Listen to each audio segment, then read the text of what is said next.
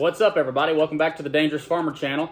Today we are going to be talking about painting rifles, kind of how I do it, and I'm actually going to try a new process that I haven't done before, but that I am pretty certain is going to turn out really slick. So let's jump right into it. We'll go over some things we need to do this without gunking the gun up too bad, and to do a fairly clean job of it. So if you don't want to paint accessories on your guns, lights, PEC 15s, optics, whatever, you need the tools to take those off. Go ahead and get those taken off. This Sealy optic was cheap, and if it breaks, I'll get another one. If it breaks, it wasn't meant to be anyway. But I don't want to paint my lens, so we'll cover the lens up with the little lens caps here. If you're painting an AR-15 and you've got a dust cover, close your dust cover up. Don't get paint inside your bolt. Some guys even put tape over that anyway. I would be fine with just closing the dust cover personally. This doesn't have one, so I am going to tape it. So we need some tape. We need a knife to kind of trim the tape up. We need brake cleaner, parts cleaner. Some guys may not degrease their gun. You probably don't have to. It's a rifle. It's going to wear anyway, kind of get that cool battle-worn look going on with it. I'm going to go ahead and spray it off with this, kind of get any dust off, fingerprints off, oils off, that sort of thing. And then we'll get right into painting. We'll go ahead and spray it off first before we mask. I'm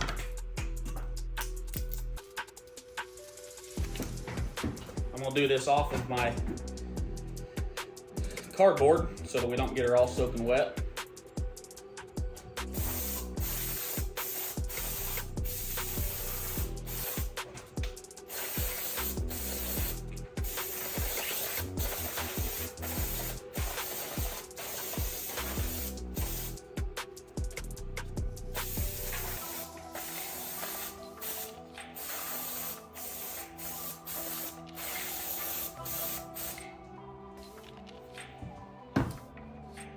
All right, we'll let that dry for just a minute and call it good.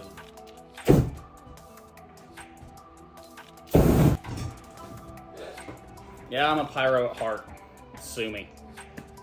So I went ahead and decided to put some gloves on just to keep it from getting dirty again. I probably should have had gloves on when I'm messing with this stuff, but oh well. Anyway, let's get this masked. Let's get this masked.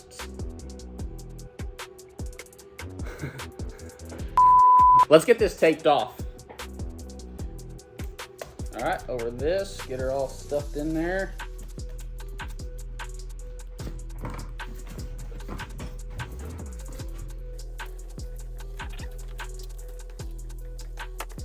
You're painting a rifle, not a Ferrari, so it ain't gotta be perfect. Just trying to mitigate a little bit of issues that could potentially arise down the road. I will tape off my flashlight lens because I like to be able to use my flashlight.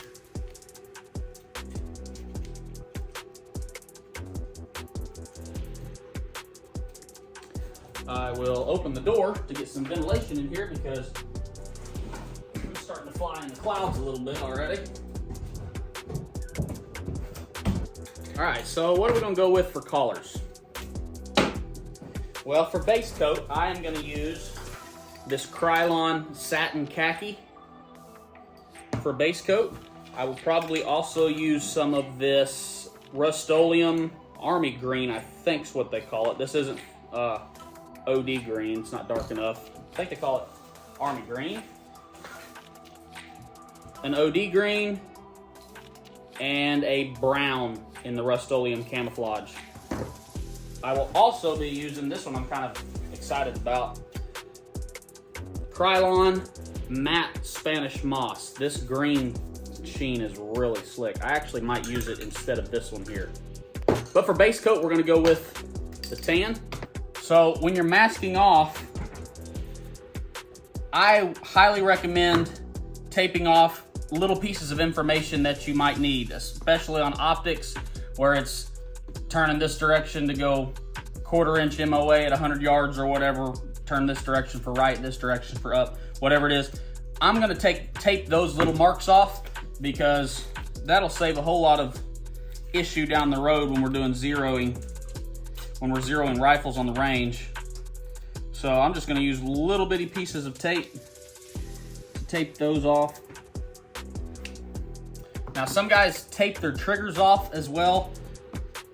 I'm not super worried about if the trigger shoe gets painted. I ain't worried about it at all. The concern is that you're gonna be introducing some paint up inside to your trigger mechanism. Again, I'm not super worried about that, but if you are, go ahead and wrap around the trigger, tape that hole off if you want. Now, if you tape off your logos, let me put my glove back on so I can touch this gun a little bit. Now, if you are super proud of the gun you have, if you tape over them to peel them off so people can see them when you're done, even if it's Daniel Defense, BCM, whatever, you are literally causing childhood obesity. So do it if you want, but you have been warned. All right, let's paint this thing. First thing first, the satin khaki from Krylon. Just want a light coat over this thing.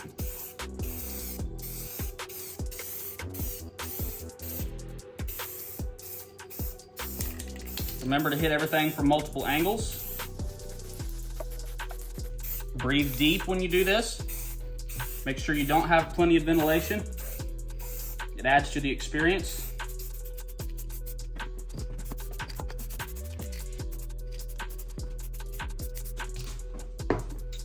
And then let it dry. Let it tack up a little bit. Just give it a little bit of time. If you have any wire of any kind, you can get your gun up in the air, especially for this base coat, and we can go ahead and hit the rest of it real quick.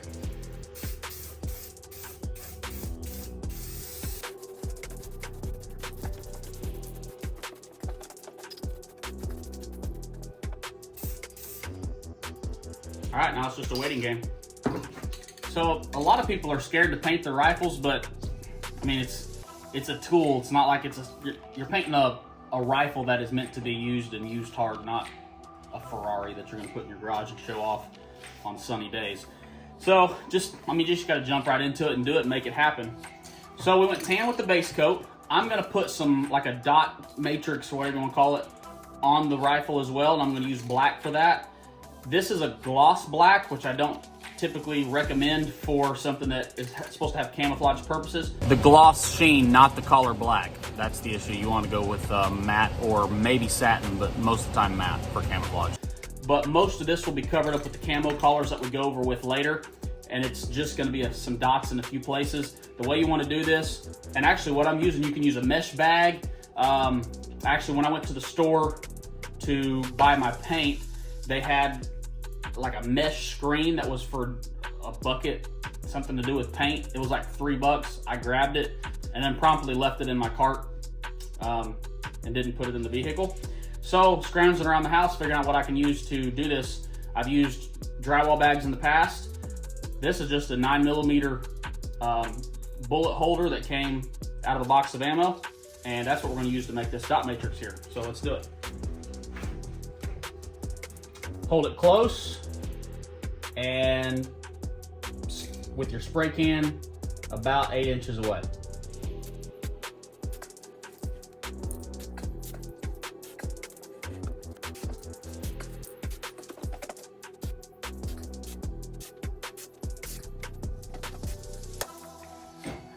I've also done this in the past, and I think I'm going to do it with this black as well. Barely hold the trigger on the gun and get a fine mist. Splatter, actually, is really what it is. Your can will drip at the tip, at the spray nozzle, but you'll get these cool splatters on there that look really sweet.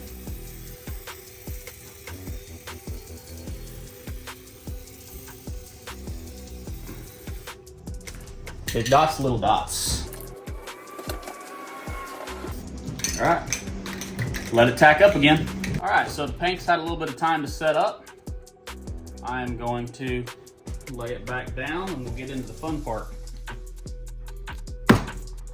I'm gonna throw a few brown stripes across this, and then we'll start hitting it with the soap. None of this is rocket surgery. You don't have to be a rocket surgeon to do it. Do it however you want. I'm gonna use this matte Spanish moss as my last color because everything's green here for a good portion of the year. And it's not gonna be, the whole thing's not gonna be covered. So I think it's gonna have a good balance, but I think this is the one that I want to be my most predominant color, and it looks really sweet just based on the color of that cap. So, brown stripes. If you need some inspiration for what those need to look like, check your Whitey Tidies after Taco Bell.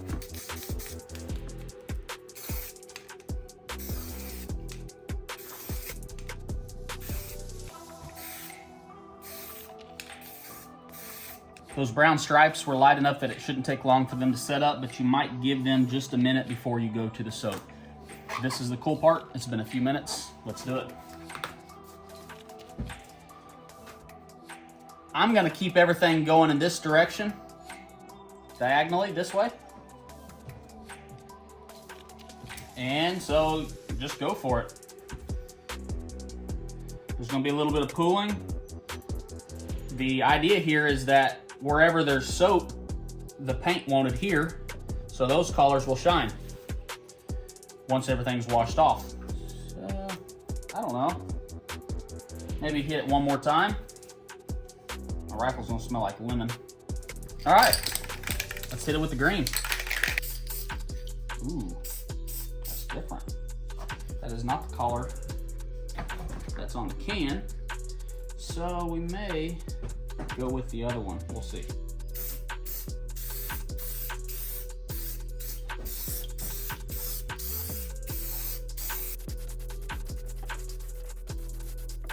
I like that Spanish moss, but I'm gonna go ahead and soap over the Spanish moss just a smidge, and then hit it with the darker green as well.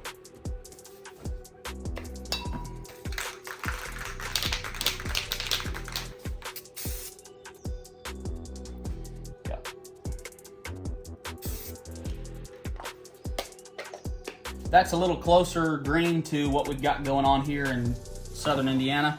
That'll be cool. All right, we'll let that set up and then hose it off and do the other side. Hose it off and do the big reveal. Whoa. You might want to check your waterproof ratings on your optics or on your flashlights. That Sealy optic, the Sealy C10, has a IPX7 rating, which is good for, like, I don't know, several meters underwater for 30 minutes or something. The Fiachi flashlight only has an IPX5, which is like rated for rainwater. So we're gonna try to simulate rainwater here and hope my flashlight turns out okay. If it don't, it probably wasn't meant to go on a rifle anyway. But we're not gonna use a heavy jet. We'll go with like a shower first, see what happens. Here we go.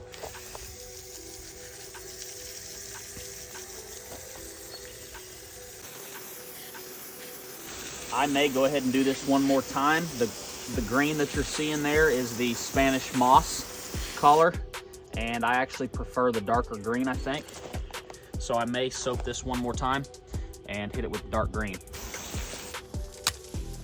All right, let's take it back into the shop. So I am gonna go ahead and wipe this excess soap off of our little paint mat here. All right, we'll try to wipe the rifle down a little bit, get some of the excess water off. And obviously you will have to take your gun apart, probably use some compressed air when it's all said and done to dry this, and then lubricate everything really well with your favorite CLP. Should be good. Flashlight still works. That's a good thing. For now. Anyway, we'll see. That was good testing for a $40 Amazon flashlight. While this last coat is drying, I am gonna hit what hasn't been soaped with speckles of khaki. Yeah, that will be cool.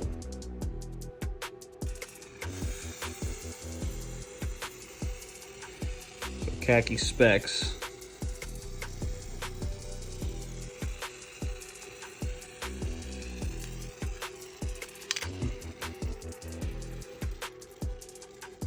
Over the green. All All right, so I got this to the place where I'm pretty happy with it now. The last thing I like to do is hit it with a clear coat. I've done satin before. I would not recommend gloss because satin was just right on the edge of being too shiny for camouflage or tactical purposes. I'm gonna try a dead flat from Rust-Oleum this time around and see how it goes. This isn't a necessary step. I just like to do it because it gives a little bit of protection to this paint. And I like the sheen that it gives it a little better. Most of the time, I'm not running around slaying blue hats. The majority of the time, I'm just shooting my gun on the range for fun. So, maybe if it ever comes to it being an issue, we might need to change it. We'll see how the dead flat does. I think what the dead flat's gonna do is make these colors just a little richer, but I could be wrong. That's what the satin done, and I actually really liked the satin sheen. Gloss would be too much. Let's see what the flat does.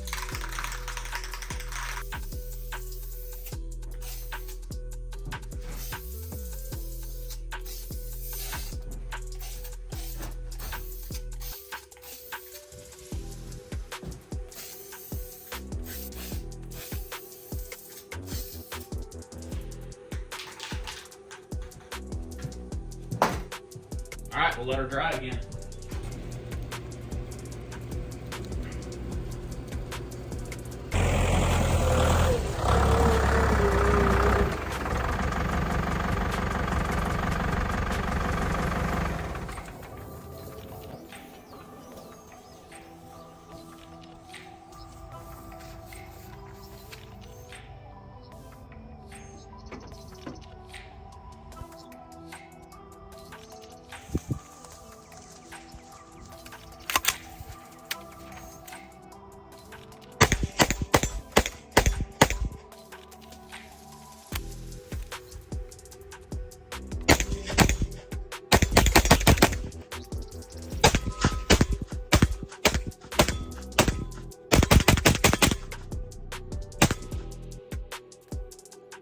Thanks for watching, everybody. Really appreciate it. If you like this type of content, hit that subscribe button, that like button. I'll catch you in the next one.